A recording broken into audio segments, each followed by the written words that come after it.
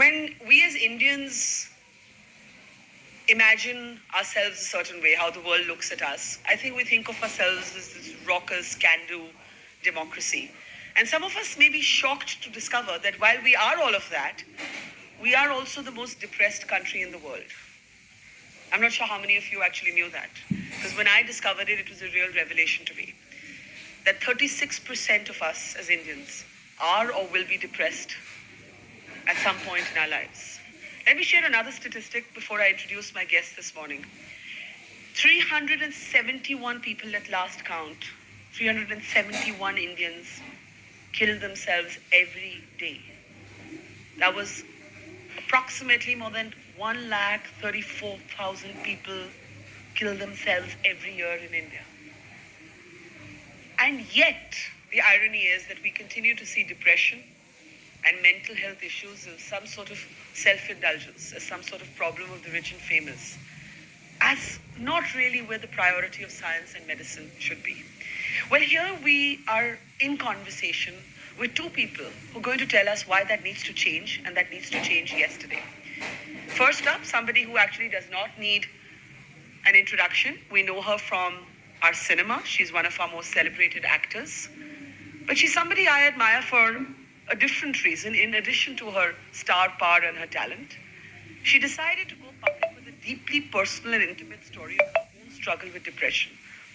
In fact, in a 1-hour nationally televised interview with me. And then wanted to follow it up with concrete action. So actually created a foundation to help others who grapple with the same issues. And we also have here Dr. Murli Doraiswamy, one of the foremost neuroscientists and doctors from the United States of America, who spent a long time researching the science of the why, what, and how of depression and mental health issues. Deepika, once again, I must compliment you on your courage, because it does take courage, and it takes courage for somebody like you, even more than all of us in this room, to talk about our struggles, because you're in the public gaze. There are 100 things that will be said, that have been said, including really low-level things like, oh, she's probably just doing this to promote her next film, right? And I know, because I was in that conversation with you when you broke your silence on this on television, how difficult it was for you, how painful, how raw when you talk about it. And therefore, I'm going to say sorry, because I am going to, in a sense, put you through that moment again, because there are people in this room who may not be familiar with your own story. So let me start by asking you, when did you know that you were depressed? When did you start calling it depressed? And why did you, this fantastical woman on our screens, decide to go public with something so personal? I think it started with just a feeling. It started with just a feeling of not being completely there, of feeling like, um, like we spoke about that pittish feeling in your stomach where, and just breaking down for no reason. And truly just feeling completely lost and not understanding what was happening to me. And I think it was the intervention of my mother, who was visiting me at that time. And I think I lived with it for a while, actually. I was filming a movie at that time, and I had no idea what I was going through. And I'd go to work every day. I'd literally have to pull myself out of bed and go to work. And my mother just happened to visit me, completely different context. And the day she was leaving, I remember breaking down. And I was extremely surprised, actually, today when I think back at how aware she was of what I was going through. And the first thing she did was to call a family friend, and Anna Chandy, who's a counselor.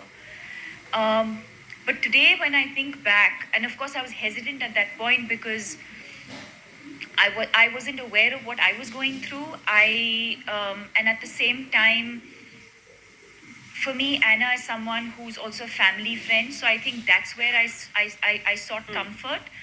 But at the same time, I don't know if I would have done the same thing if I didn't have, sort of that comfort level. But it was my mother who really sort of identified the symptoms and immediately called her up And in one phone conversation with Anna, she sort of understood what I was going through. But at the same time, I think it's the way she dealt with me and with the situation at that point. She didn't raise any alarms. She made me feel like it was completely normal and okay, and that we will get through this. And then, of course, with her and Dr. Sham Bhatt, who have worked on me, um, you know, so I think initially I was also reluctant to take medication. Um, but I think at one point I was just extremely exhausted.